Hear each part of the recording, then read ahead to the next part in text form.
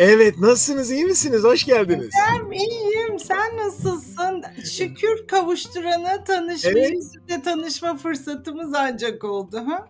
Ya bugün hakikaten hani iki ütülünün buluşması şekline dönüştü bu.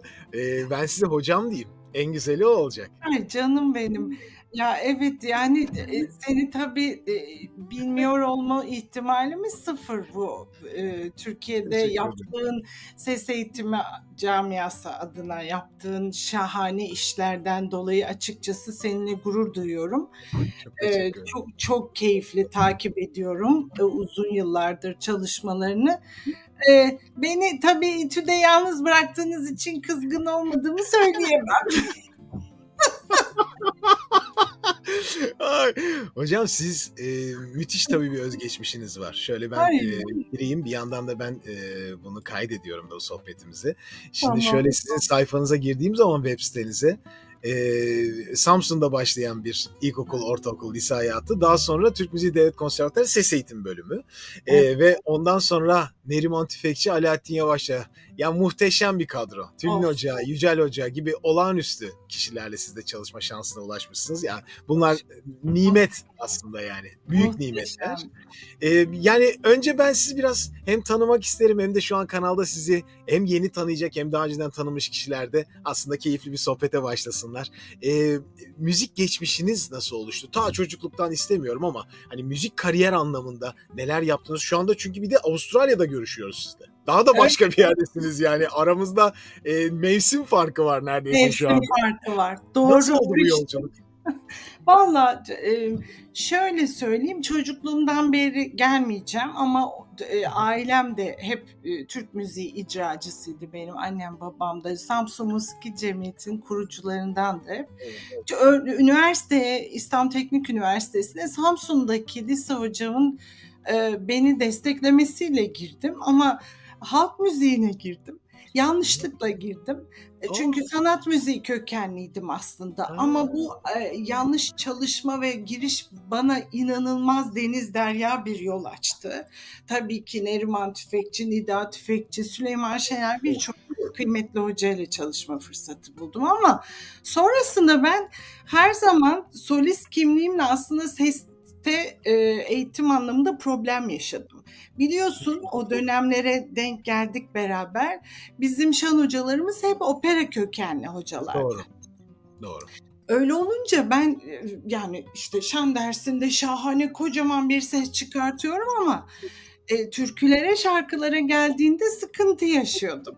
Bu uzun yıllar sürdü. Konservatuar bittiğinde de neredeyse artık nodül başlangıcı olma sürecine girmiştim. Hocam hala beni dışarıda başka hocalara bile yönlendiriyordu. Nasıl çözebiliriz bunu, çözmek lazım.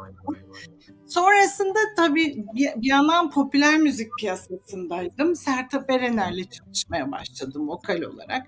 Göksel'le aynı dönemdeydik vokalistliğinde yaparken. Sertab beni bir hocaya yönlendirdi. Sanırım 7. veya 8. şan hocamdı. Oradan da o hocamla... İnanmıyorum. 7. veya 8. şan hocası. Yani siz çok uğraştınız bunun için. Gerçekten çok uğraşmışsınız. Çok uğraştım ve o kadar korkunç bir seviyeden geldim ki bütün aşamaları biliyorum Emre.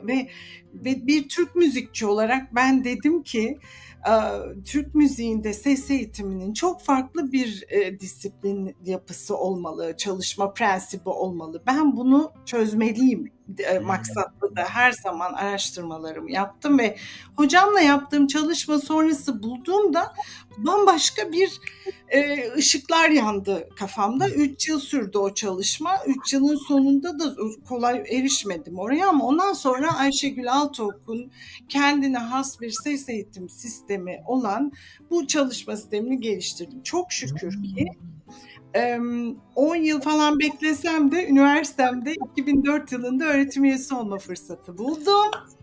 Okula girince de bu sistemi senin dönemini hatırlarsın. Grup dersleri var. Tabii. Toplu sınıfta yapılıyordu falan. Onları tek bire dönüştürdüm. Hocalar çok fazlasıyla hoca oluşması gerektiğini gerektiğini, her öğrencinin birebir mutlak şanda detaylı çalışma yapması gerektiğini yerleştirdim. Tabii ki Türk Müziği'nde ses eğitimi adında ciddi projeler üstüne çalıştım. Muhteşem. Çok kıymetli laboratuvar çalışmaları yaptım foniatristlerle. Falan falan. Ben yıllardır zaten bu sistemi oturtmuş. Şu an böyle Cumhurbaşkanlığı Korosu'ndan popüler müzik camiasındaki Ajda Pekkan'a kadar hepsinin sesine dokunmuş bir hocayım. Müthiş hocam, müthiş. Yani ben tabii yolculuğunuz çok güzel, çok farklı ama benim çok dikkatimi çekti gerçekten. Birçok şan eğitmeniyle beraber çalışıp kendinize ait bir stil yaratmaya, şan stili yaratmaya çalışmışsınız aslında. O damıtılmış bir şey. Ama hani hep benim de en büyük problemim budur. İzleyen, aslında bizim kanalın izleyenlerin de en büyük problemi budur. Yani bir şan eğitmenine gidip onu sonsuz yolculuğa çıkaracağını düşünmek belki de bu bir hatadır. Çünkü kişinin kendine uygun yapıda birini bulması, ondan etkilenmesi vesaire, ya bu o kadar zor bir süreç ki aslında, yani pek de kolay değil. Fakat siz bunların sonucunda bir metot oluşturmuşsunuz. Ben bu metodu da öğrenmek isterim sizden. Ay çok güzel olur. Evet. Çok seve seve öğretirim. Çünkü herkes bunu bilsin ve herkes aynı metotla sistemi yürütsün istiyorum.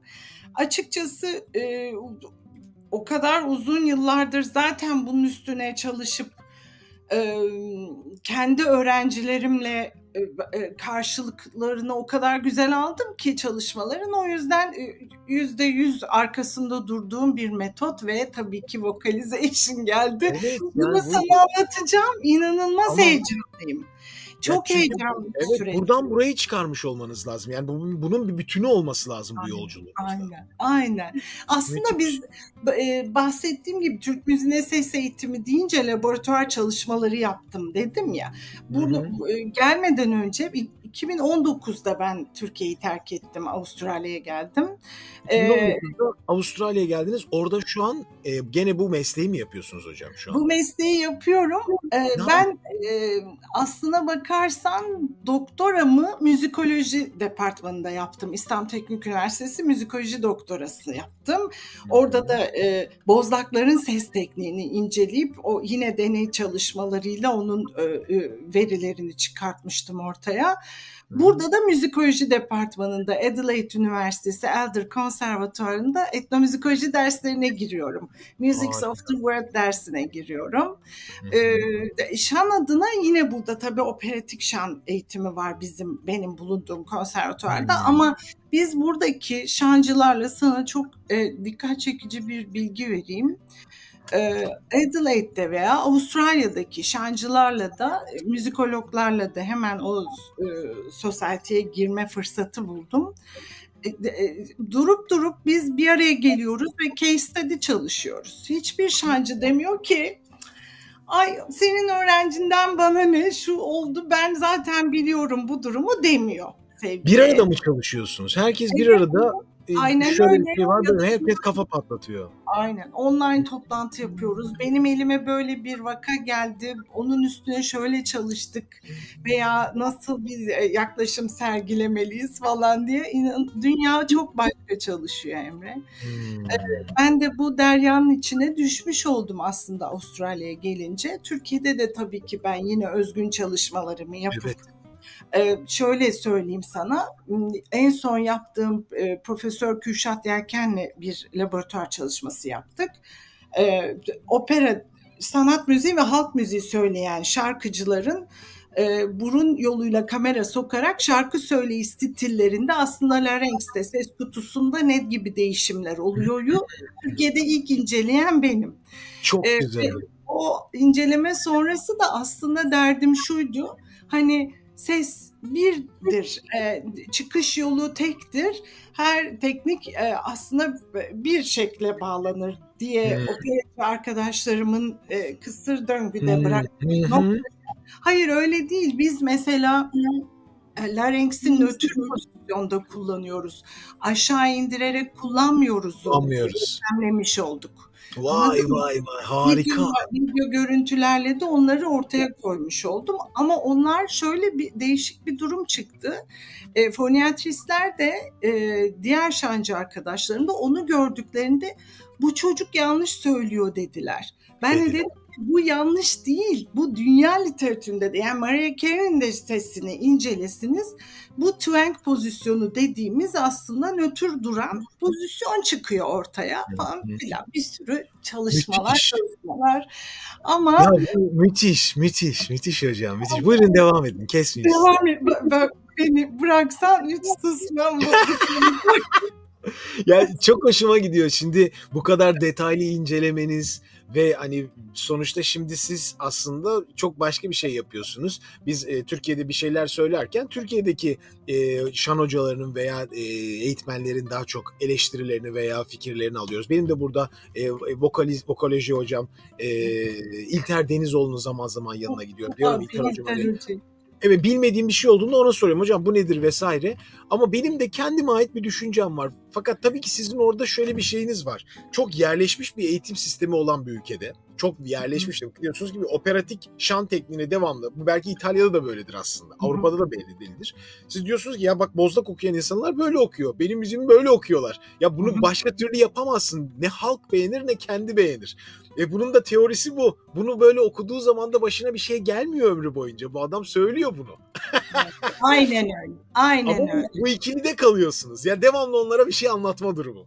O da zor bir şey. Bu inan burada zor olmadı. Türkiye'de daha zordu. Müthiş.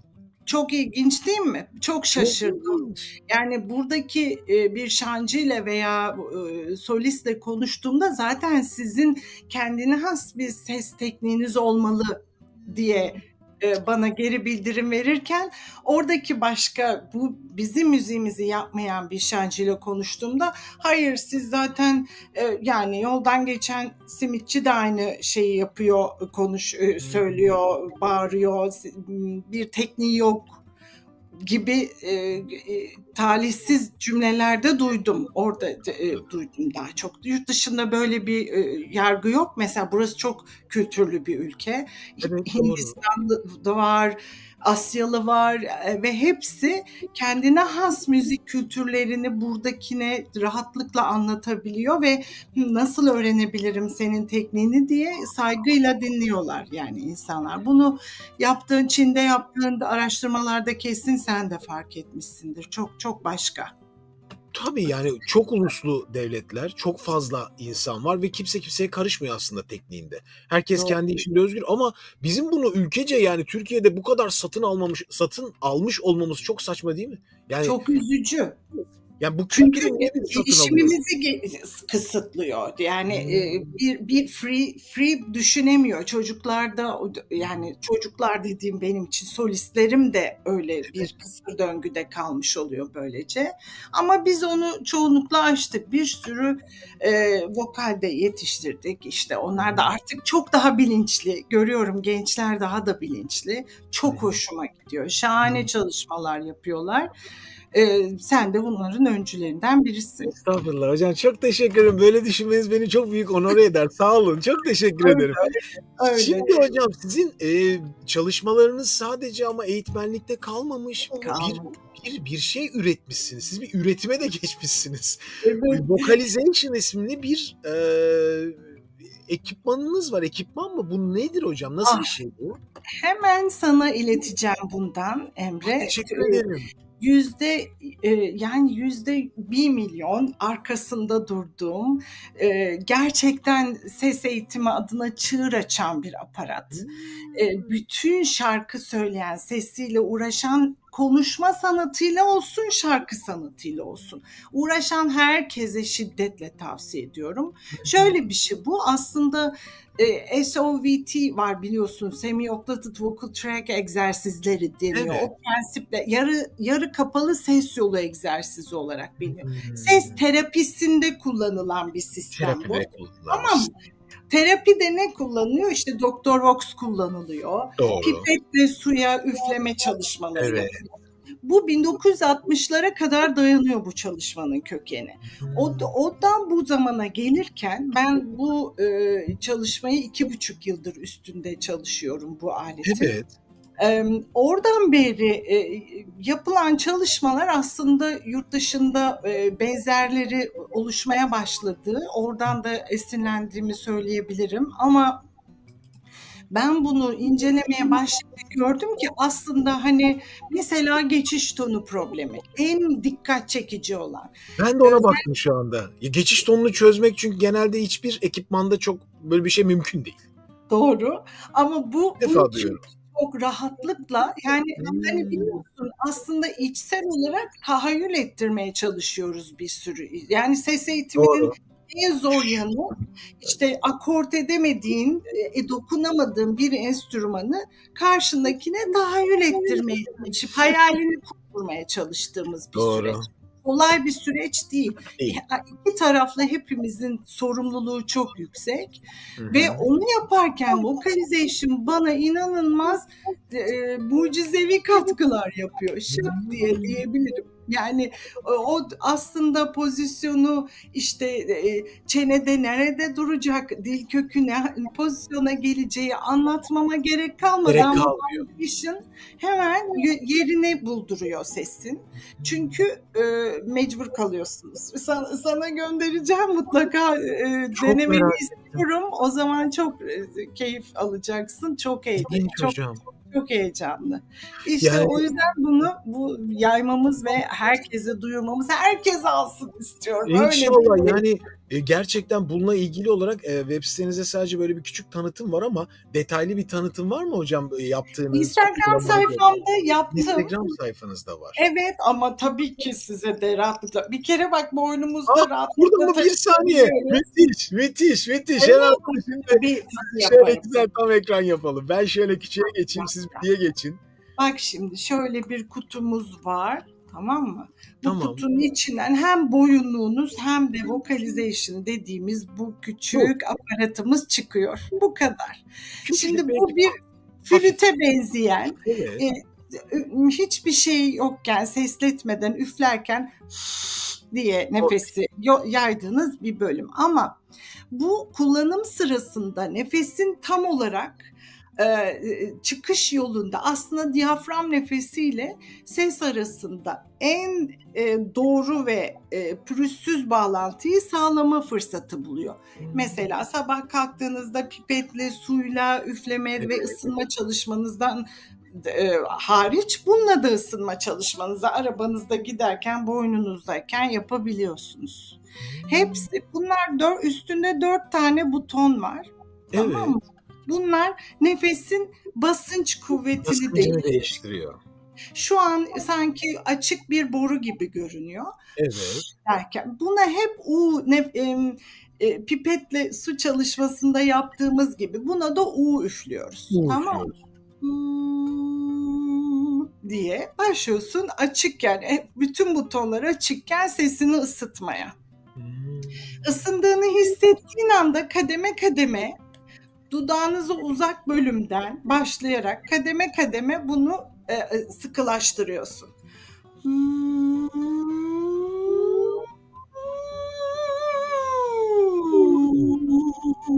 Dedik ettik. Biraz daha sıkılaştırdık.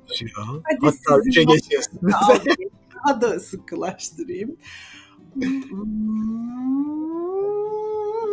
Ses değişti ve nefesin geliş gücü değişti farkındaysanız.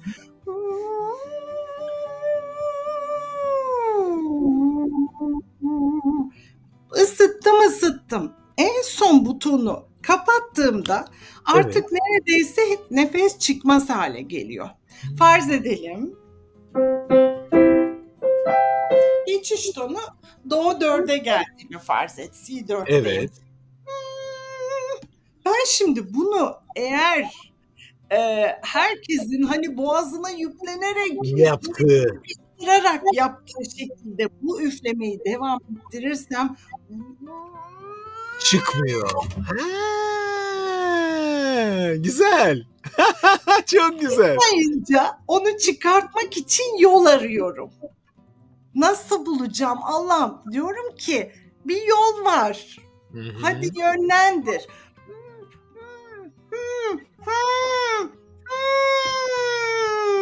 Buldum oluyorum. Sesi Bu öne sefer alacak. ondan sonra da geçiş tonu için bak burnuna üfle. Nefesi şuradan artık nazal pozisyona yönlendirmelisin dediğimiz, hayal etmesini sağlamaya çalıştığımız şeyi bu pat diye yerleştirmiş oluyor.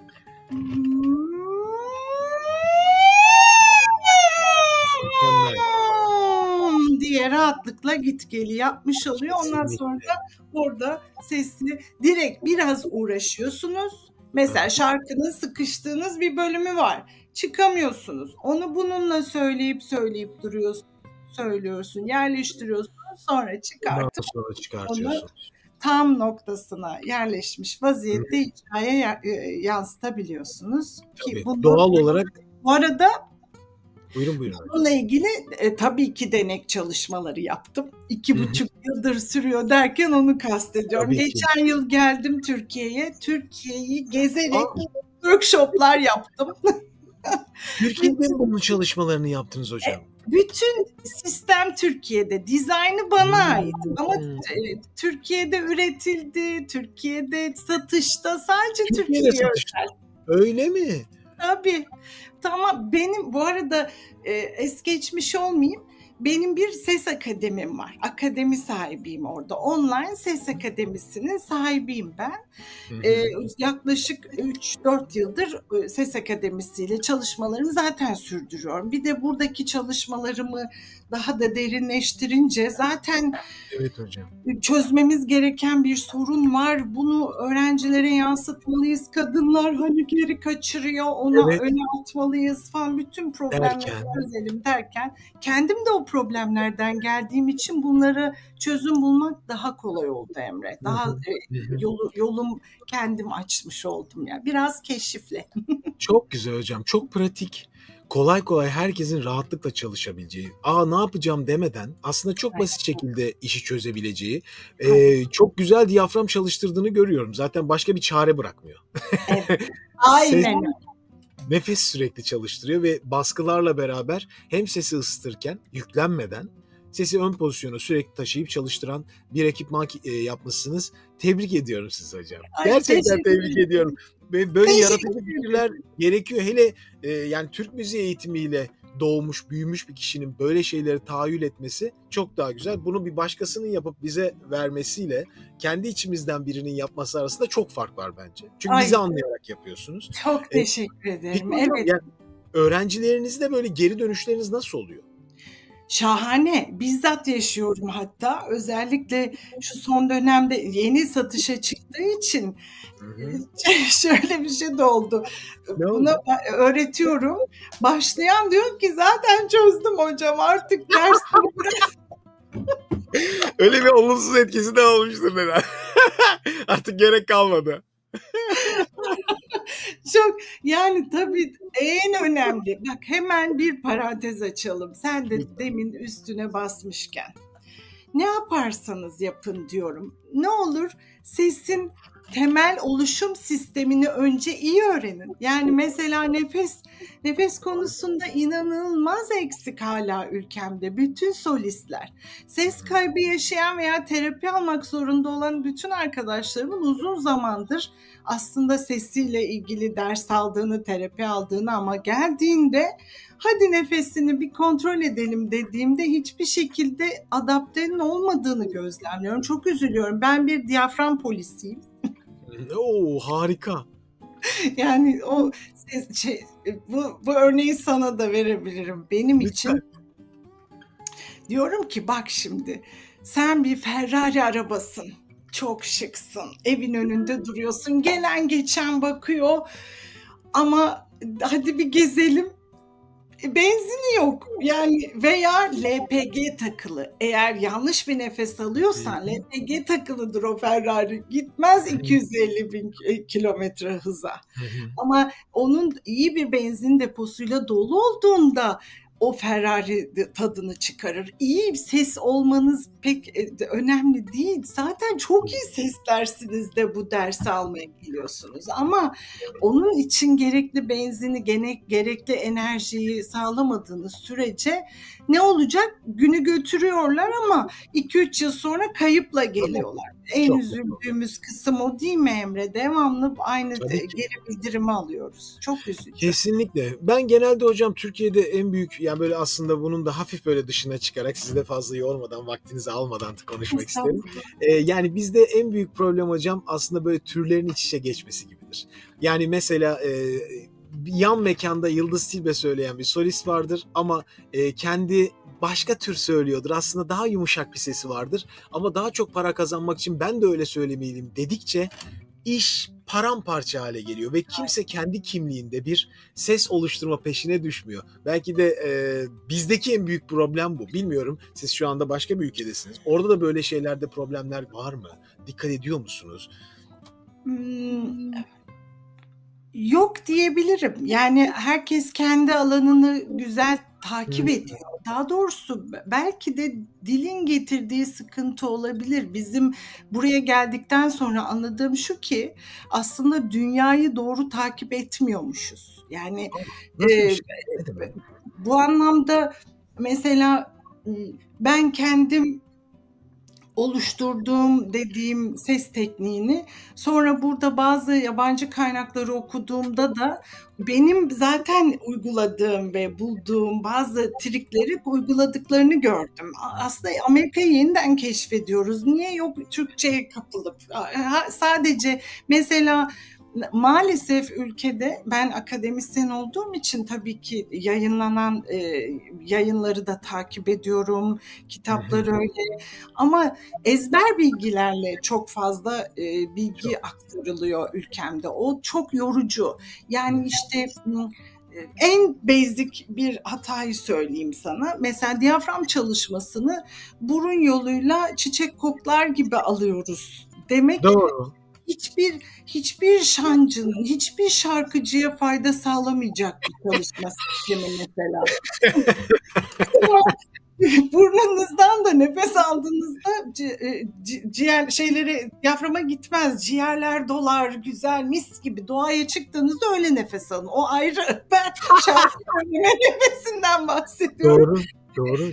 Bunu burun yoluyla mesela şarkı söylerken burnumuzu kullanamadığımız için eğer diyafram nefesini burun yoluyla çalışıp yerleştiriyorsanız inanılmaz kuvvetli bir kas hafızamız var. Ve onu yerleştirdiğinde insanlar şarkı söylerken ağızdan nefes aldığı için diyafram devreye girmiyor. Çünkü kas hafızasında burun yoluyla nefes almak var. Doğru. Çok ilginç bir pratikteki hata bu mesela. Ben hep sonuç odaklı çalışırım. İlk günden şarkı söyler benim öğrencim. Hiç egzersiz yapmadığım öğrencim vardır falan. Mantığını anlatırım çünkü işin. Öyle olunca bunun gibi küçük sıkıntılar aslında genele yaydığınızda her gelen diyaframla ilgili konuşmaya kalktığımda mesela böyle bir hatayla gelebiliyor. O yüzden de yerleşmemiş oluyor.